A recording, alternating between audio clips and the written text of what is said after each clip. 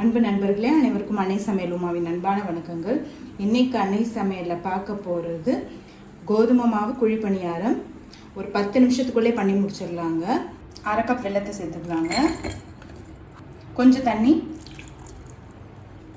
வெல்லம் நல்லா கரையிற வரைக்கும் வெயிட் பண்ணலாங்க.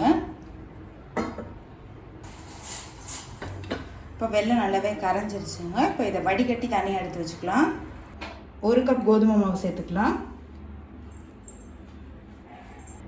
2 டேபிள் ஸ்பூன் அரிசி மாவு,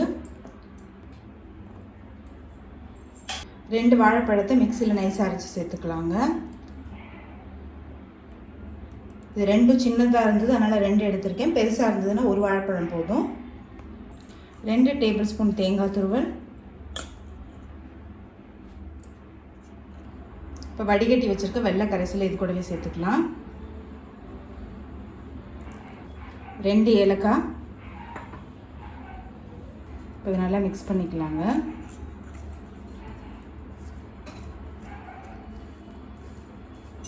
முதல்ல மிக்ஸ் பண்ணிவிட்டு அதுக்கப்புறமா தண்ணி சேர்த்துக்கலாம். ஏன்னா நம்ம வாழைப்பழம் சேர்த்துருக்கோம், வெள்ளை கரைசல் இருக்குது. இப்போ 1/2 கப் தண்ணி சேர்த்துக்கலாங்க.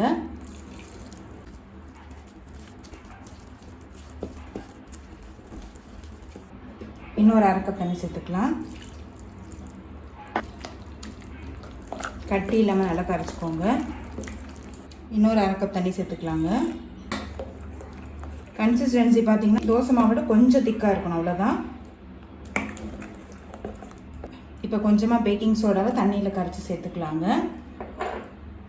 இது சேர்க்கறதுனால பணியாரம் சாஃப்டாக இருக்கும், இல்லைன்னா கொஞ்சம் ஹார்டாக இருக்க மாதிரி இருக்குங்க.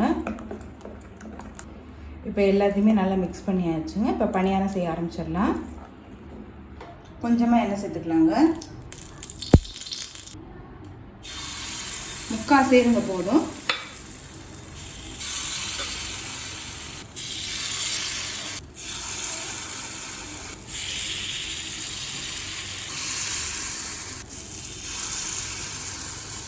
பணியாரம் நல்லா வேகிற வரைக்கும் வெயிட் பண்ணலாங்க.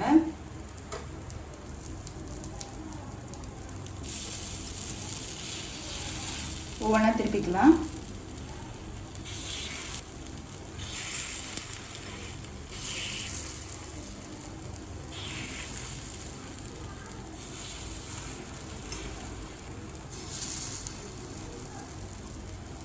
எல்லாம் இந்த சைடு வந்துருச்சுங்க. இந்த சைடு வேகிற வரைக்கும் வெயிட் பண்ணலாம். இப்போ இந்த சைடு வந்துருச்சு, ஒவ்வொன்றா எடுத்துடலாம்.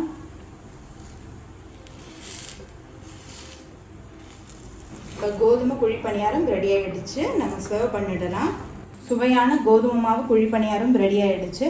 ரெசிபியை ட்ரை பண்ணி பாருங்கள், கண்டிப்பாக உங்களுக்கே பிடிக்கும். ரெசிபி பிடிச்சிருந்ததுன்னா வீடியோவை லைக் பண்ணுங்கள், கமெண்ட் பண்ணுங்கள், ஷேர் பண்ணுங்கள். இது வரைக்கும் அன்னை சமையல் சேனலை சப்ஸ்கிரைப் பண்ணாதவங்க மறக்காமல் சப்ஸ்கிரைப் பண்ணுங்கள். தேங்க்யூ.